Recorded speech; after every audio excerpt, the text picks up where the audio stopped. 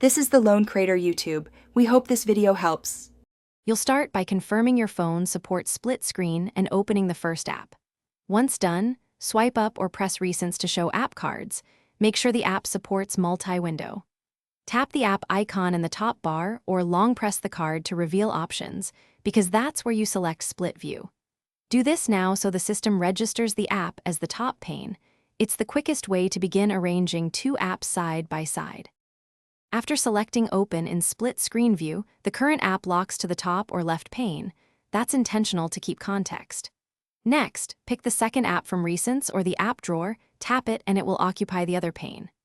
You can now drag the divider to resize windows, making one app larger if needed. Make sure to test touch and keyboard input in both panes. If an app won't display, it likely lacks multi-window support, so swap it for a compatible one. To finish, drag the middle divider fully to one edge to return a single full-screen app, or tap the app icon and choose full screen. If an app refuses split mode, open Settings App, select App Advanced to check multi-window support, or update the app in One UI.